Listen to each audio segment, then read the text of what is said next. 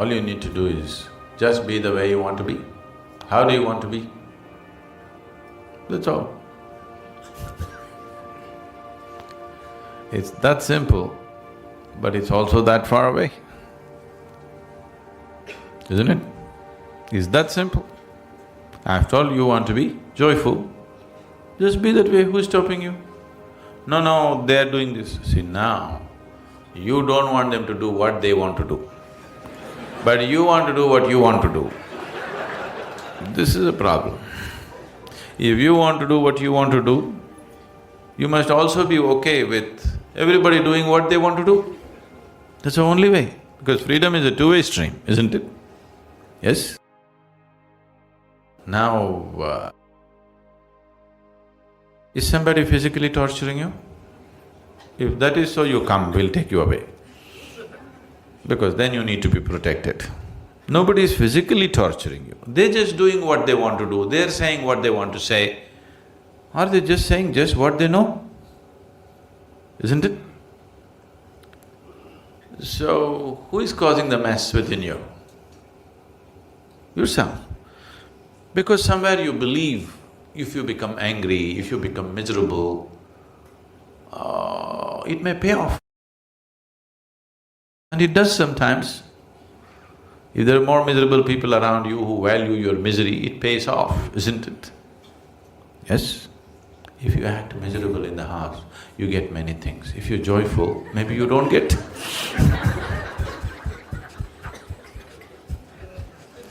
Isn't it so? So you learn the trick. But what you need to understand is the trick is double-edged. If you're miserable, whatever the hell you get, it doesn't mean anything.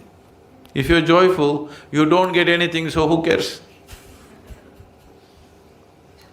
So, this is not just your trick. Everybody around you has always been playing this trick. And you thought that's the way. But what is it that you want? You want to be joyful or miserable? So just be the way you want to be. Does it infringe on anybody? Does it infringe on anybody? No. Now I want to smoke.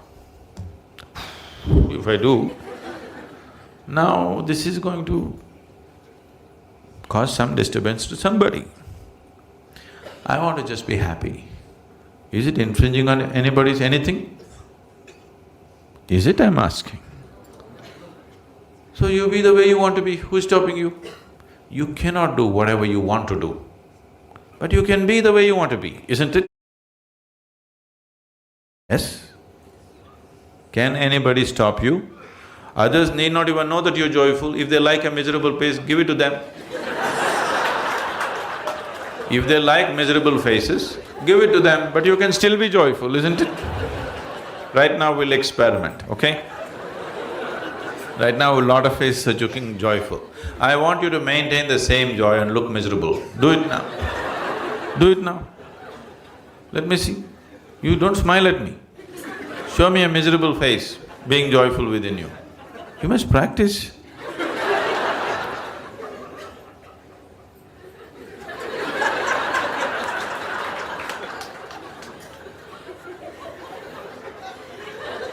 Please do it. See, this will be needed in your home. If you're all the time ha ha ha ha, they'll go crazy. Sometimes they expect a miserable face.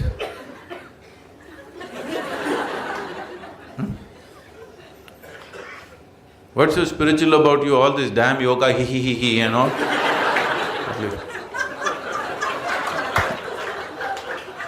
What's the problem? Action should be the way the situation demands. Have I not been insisting on this all the time? But you tell me, which is first? Your way of being is first or action is first? Which comes first? Your way of being.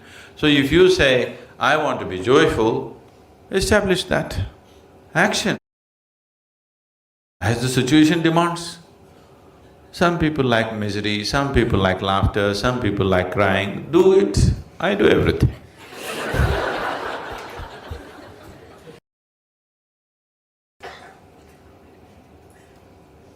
Please practice life in the satsang, that's why you're here. Encounter with truth, you know. It should happen here, not after you go home. What I'm telling you is, everything that you do is actually act, isn't it so? Either you do it consciously or you do it compulsively. If you do it compulsively, you think it's real. But actually it's an act, isn't it so? Everything is cooked up in your head, isn't it, whatever you do? So it's anyway an act. So do you want to do it consciously or do you want to do it compulsively? That's all the choice is. So you do it compulsively and you think it's real, it's a foolish way to exist.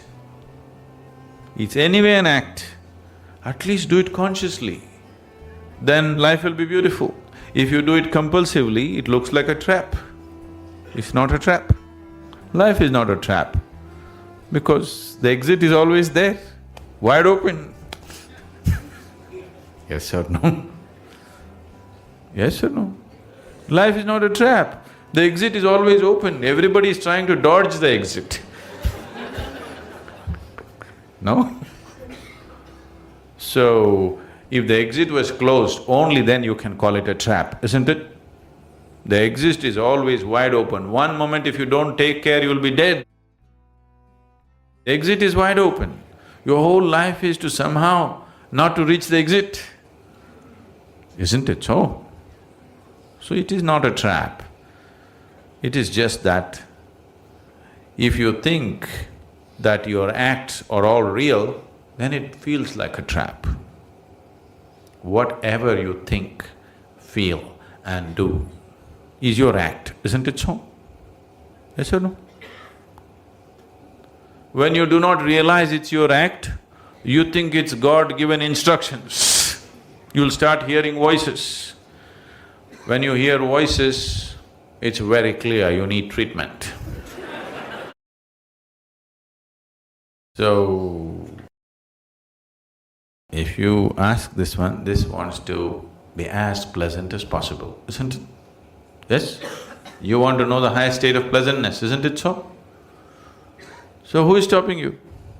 No, but they're doing this. They're doing what they like. You be the way you want to be. If you establish your way of being, then whatever you do is just a question of the situation. Depending on what kind of situations when they exist, accordingly we act. No, I want to do my own thing. There is no your own thing.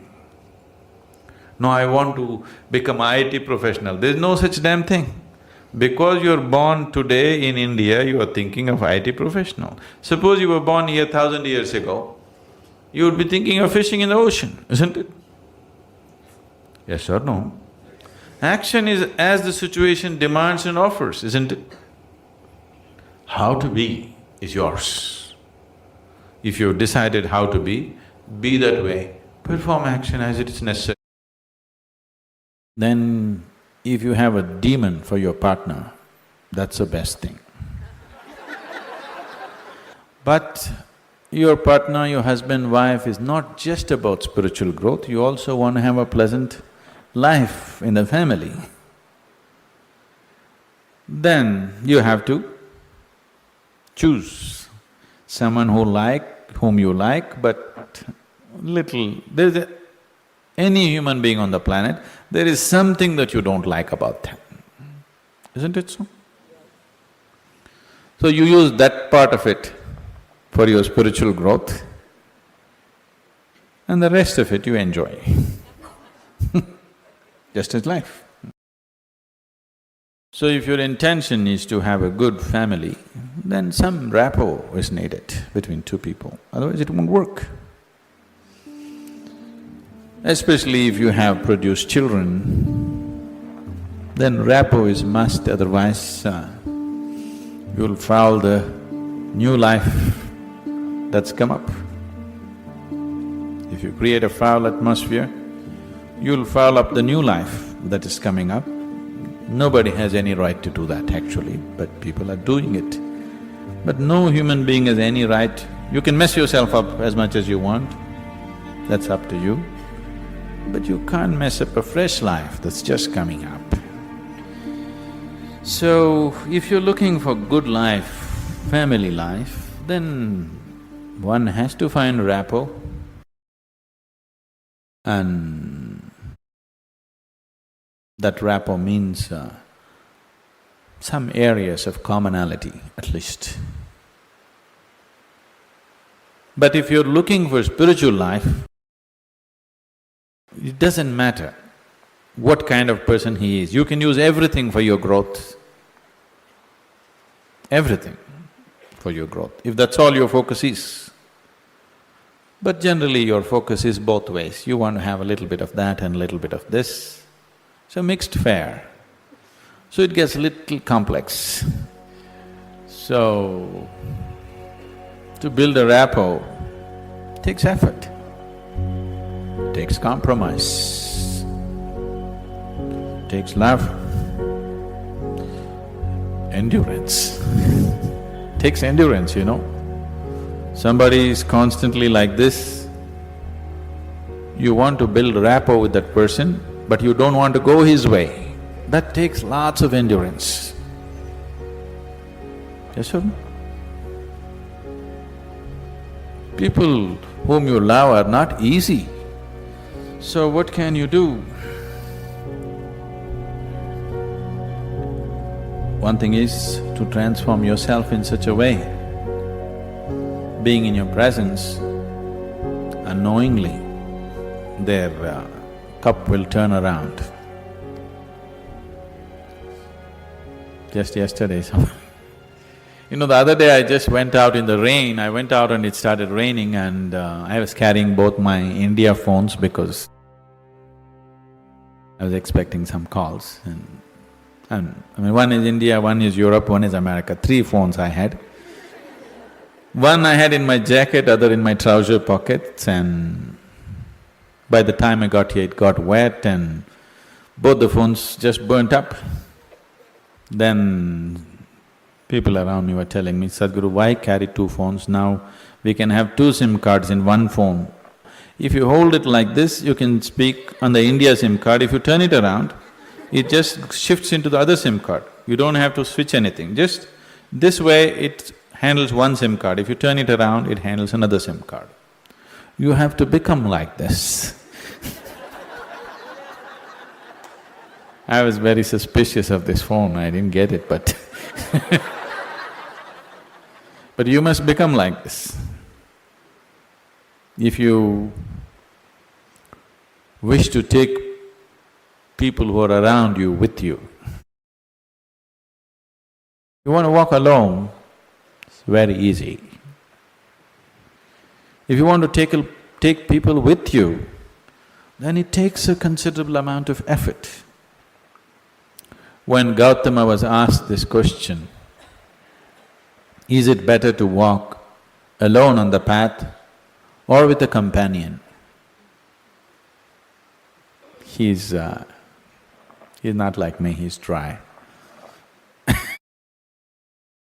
He said, it's better to walk alone than to walk with a fool. He's not saying don't walk with anybody, he's not saying don't have companions, but he said it's better to walk alone than walk with a fool. Because they can drain you, they can take such a lot of energy and time, and you don't know, they may be stronger than you and they may take you their way than you taking them your way. There's every possibility, yes? So, I won't say what Gautama said. All I'm saying is, it doesn't matter how you walk, as far as your spiritual process is concerned, anyway you're alone. Nobody is with you. It's only the bodily process, the material process of life, which you can share with people. You come alone and you go alone, isn't it? Even if you have a twin brother or a twin sister, you still come alone and go alone, isn't it so? So when it comes to the spirit, anyway, you walk alone. So don't mix that up. So that part of it you handle well, The material part of it, according to your capability, to what extent you can do it, you do it. They come your way, it's wonderful. If they don't, it's all right, don't grudge them. Just that you don't have to go that way. Maybe someday, when the doctor tells you your liver is in a bad state, he may seek divine, you know. Yes. Have you seen people who are walking in the morning? Not everybody, there are certain type of people, these are all over 50, 55 age group people. They have become lean and they're walking briskly every day, religiously they are there. These are all people who generally had a cardiac problem. They almost died. Then their doctor told them, either you do this or you're gone. Now their walking is like a religion. Not Sunday morning, every morning. Have you seen those people? Suddenly they transform, they eat properly, they do everything properly because the fear of life and death has come. So different people need different kinds of impetus. If you're sensible, you learn by just looking. You're not sensible, you learn by thrashing. Life will thrash you. The material part of your life is never 100% proper, never can be. Isn't it so?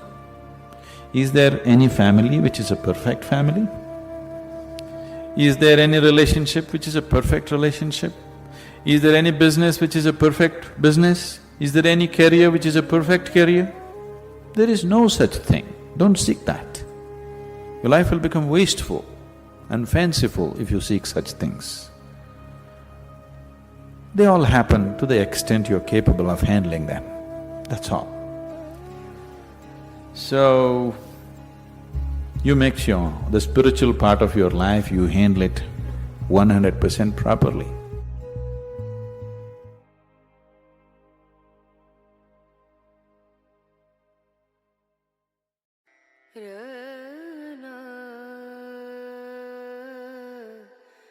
Want to bring back classical yoga in its purest form, not the studio yoga, not the book yoga, not the kind of things that are being done in the world. Proper classical yoga, which is a phenomenally powerful science. So what makes something classical is, one thing is the period of its existence, which definitely all yoga has. In a specific form, if it has existed for a period, and another thing for a language is that it must have a substantial body of literature. That is, it is not just people are speaking it, many people have written many things about it, explored various dimensions of life using that language. There is a substantial body of literature and it has existed for a sufficient amount of time where you really can't pin the exact date when it started.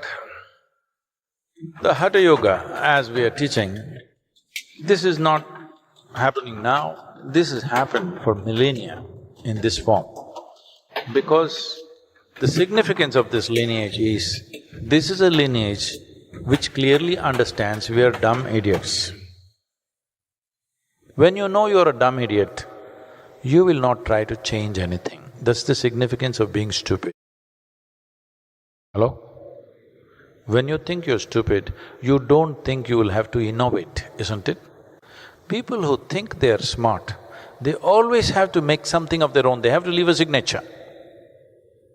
So this is a lineage where nobody left a signature on the yoga. The practice, as you see it, the mechanics of it, is simply the body. You have to breathe life into it, otherwise it'll not become alive.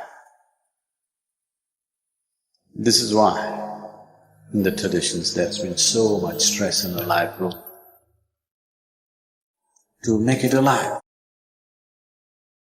You want to build people who are willing to invest their life into the profoundness of yoga, not getting fancy benefits out of it, not hanging onto a chair or a tree and thinking you're doing yoga.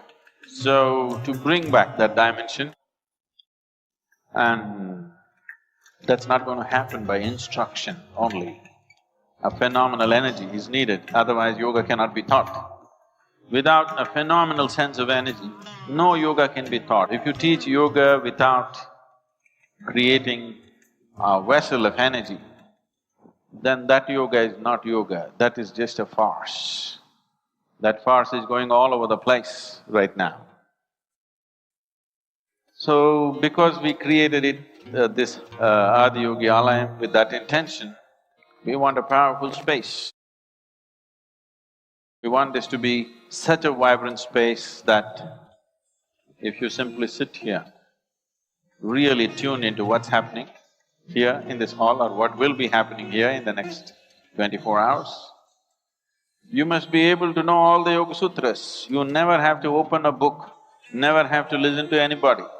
You just have to energy tune yourself and it'll be there. To make that happen, you need a powerful space, otherwise such things will not happen. Tomorrow, when we are not here, there still has to be a space which will teach yoga. Maybe there will be just a teacher, maybe there will be no guru here, maybe there will be just a teacher. Even if a teacher stands here, suddenly things should come out of them that they do not know. They should begin to say things, they should begin to feel things, they should begin to experience things that they themselves do not know. Only then we can transmit this. Like never before. Distortions are also happening to yoga. Serious distortions. Most ridiculous distortions are happening. So at a time like this, going out in the world, offering, mark my words, I'm saying offering. Offering classical hatha yoga is a very significant and an important thing to do, because the populations on the planet are showing interest, but to provide the genuine thing is a tremendous responsibility. The day we have produced, let's say, 10,000 classical hatha yoga teachers who are actively on in the world, after that, this will become the standard. That's all we need to do.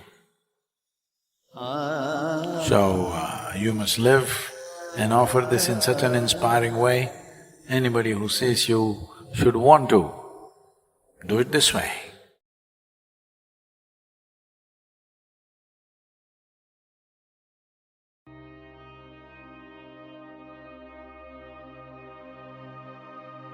Why is change in life so difficult? When I was younger, I was excited by change. I looked forward to it, I was happy when it happened. As I'm growing older, I try to avoid it as much as possible and not able to cope when it happens. It all depends who is initiating the change. Maybe, but is there something like an appropriate response to change?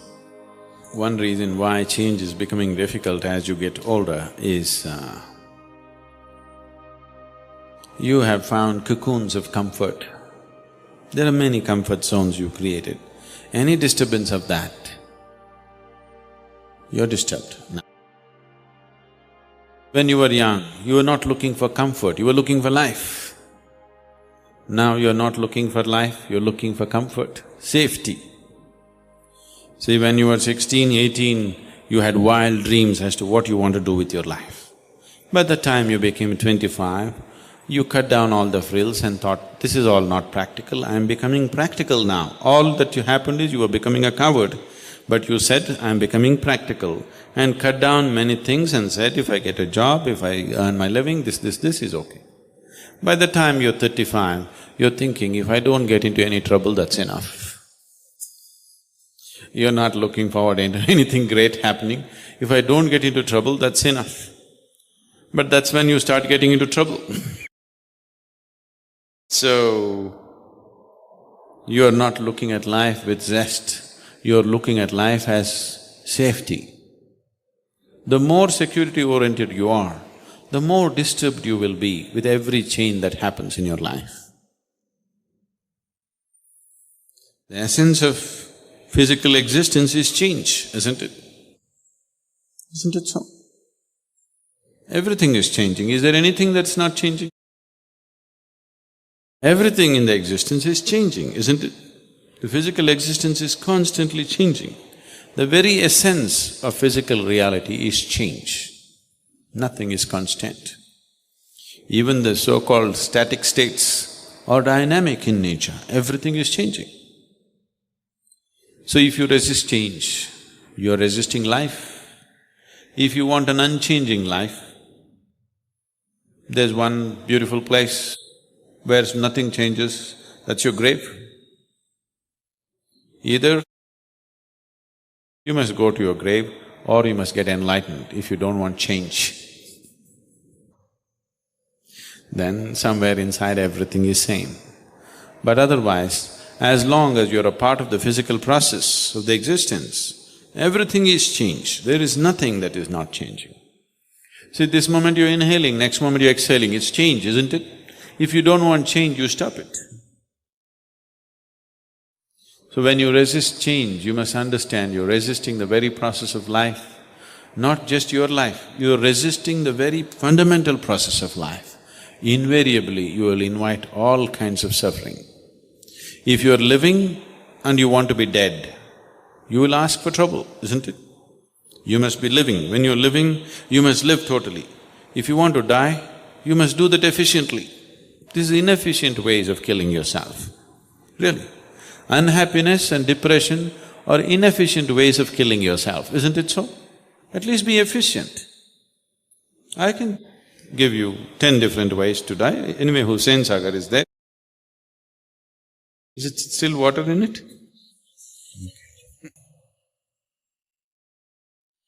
So, you need to understand this. Once you resist change, you're resisting the whole process of life and you will create unnecessary suffering.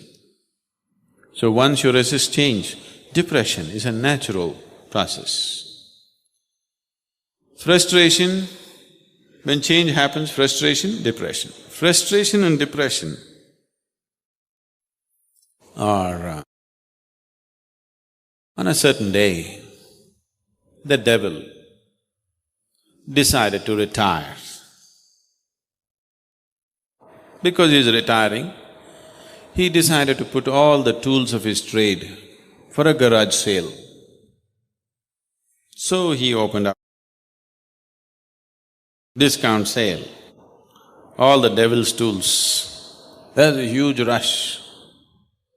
There are all kinds of things, anger, hatred, jealousy, this one, that one, everything on the table. All of you people went and bought it up in no time. Everything was sold out in the first hour, all his tools. The whole humanity has bought it, isn't it? But he had still one more bag and what's your name? Leena? Leena went and asked the devil, "What's in that bag? Isn't that for sale?" He said, "No, these are the prize tools. Just as souvenirs, I want to keep them because they have worked best to do my job." Leena said, "No, I want it, please. Won't you sell that?" Devil said, No, these two tools that I have in this bag, they have worked so wonderfully well in my whole career that I would like to keep them as my souvenirs." Once Leena said, many other people joined behind her and, "Please, put it on sale, put it on sale, put it on sale." Then the devil pulled out and said, "Okay, if you're giving a good price, let me put it on sale." Then it pulled out frustration and depression and put it on table. These two are the best of the devil's tools. If you want to destroy your life, frustration, you start with frustration, develop into depression. You're there. There's nothing worse than that. You'll work against yourself. And the moment you resist change, frustration is natural. Once frustration comes, it'll naturally evolve into depression.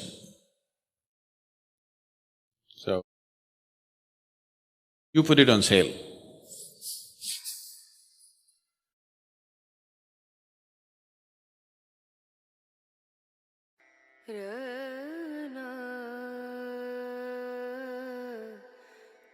Horse gram is one among the lentils. It is the most protein-rich lentil found on the planet. It's very high-powered, so that's why race horses are fed with this gram, which is called as horse gram today.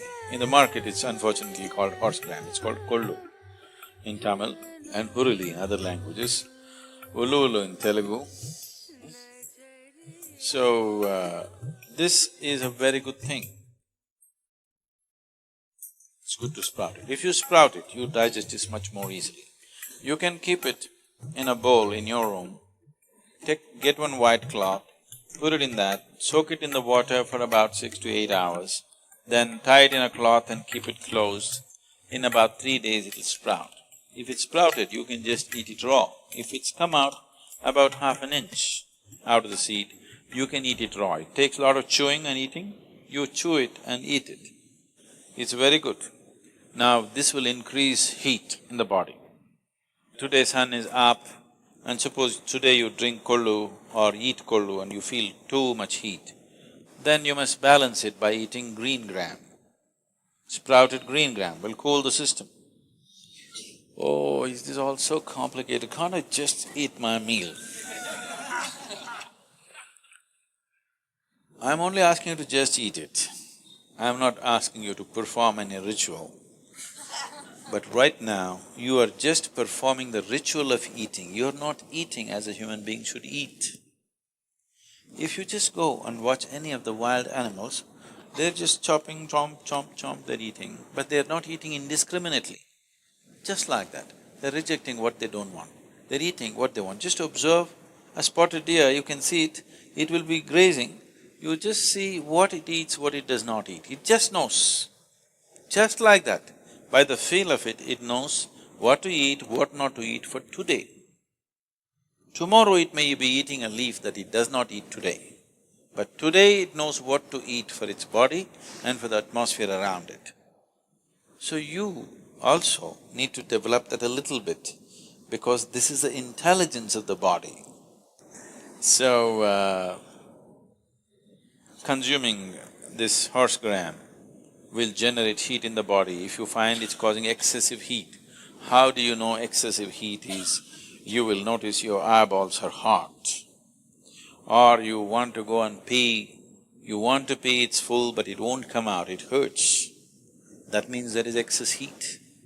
Such a thing happens, you just drink some ash gourd juice or eat some green gram or take some castor oil and apply it on, either inside the navel or the anahata, the vishuddhi, this place and these two spots behind the ears. If you apply instantly, within 5 minutes, the system will cool down, go to the bathroom, everything will happen without effort.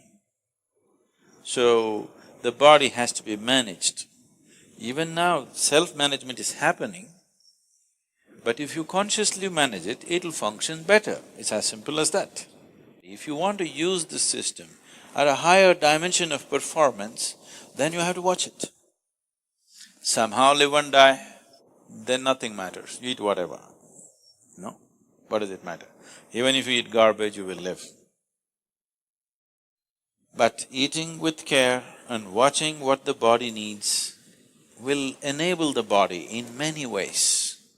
A conscious managing, not becoming a health freak, being, stressed about what do I eat, what do I do this, how do I this, no, that itself is damaging. Just being conscious, how much of what is body's requirement today, that's what you do.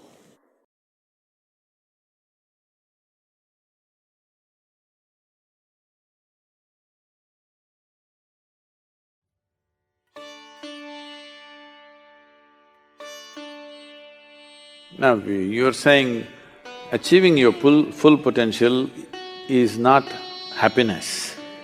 How did this happen? See, tell me, what is the greatest pleasure in your life? Moments of accomplishment, success, yes or no? Is it so or no? It could be in personal life, it could be in professional life, it could be in social life. But when you get to do something well, that is when you're happy, isn't it? It could be a small thing, it could be a big thing. It may be a great activity, or it may be you just hit the ball straight. You know, the amount of joy, a lot of people are not coming home from the golf course because they hit it straight one day. So the question is not about this or that. In human life, the purpose of activity is success. Any activity. If you perform some activity, you want to do it successfully, isn't it? Don't think your children don't have it, they also have it. Only thing is, because you're nagging them continuously, they want to do something just reverse. Because reverse, they understand as revolution. Don't push them into that revolution. If they have to evolve, you have to show evolution. You have to exhibit evolution. Because your children don't listen to the nonsense that you speak. They're observing how you live. I want you today to put yourself through serious audit and make yourself tomorrow morning the way your children would love you. Your child doesn't need a boss. Your child needs a friend. Tell me, when you were growing up, if you had some issues and problems within yourself, did you first go to your parents or to your friends? Friends. Unfortunate, isn't it? Unqualified advice will happen among the friends. If you were their friend, real friend, not the boss that everybody's trying to be, if you were a genuine friend to your child, he or she would come to you first. That would be great, isn't it? Please make that happen. We think the only way to do business is cutting each other's throat. No. We're beginning to understand, more than competition, whole lot of competitors, die-hard competitors are today all cooperating with each other, collaborating with each other. A collaboration, a collaborative process is a far more powerful process than a competitive process. It's a wrong idea that only when you're pushed to the wall you'll do your best. It's a very wrong idea. You tell me, when does your body and brain work at your best? Does it work at its best when you're joyful, peaceful, or does it work at your best when you're pushed to the wall? Human potential is at its best only when there is a certain level of pleasantness within the human being. And people who are taking positions of power and responsibility have this responsibility that they must do this. To put it in a very simplistic manner, see, if I meet any of you, when you're very happy, I'm sure you're wonderful people. But if I happen to meet you when you're angry, frustrated, miserable about something, you could be nasty, isn't it? Yes or no? This is true with every human being. So, when you rise to your position of power and responsibility, the first and foremost thing is just this, that you have to make yourself into an extremely pleasant being. Because if you become blissful and pleasant, you will naturally do your best to everything around you. There is no other way for a human being. Joy is an insurance, that's all I'm saying.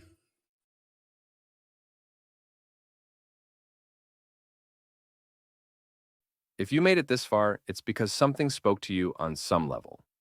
Let us know where you're watching from, subscribe to the channel, check out the links in the description for more reflections. Because honestly, very few people make it to the end. Thanks, big hug, and see you in the next video.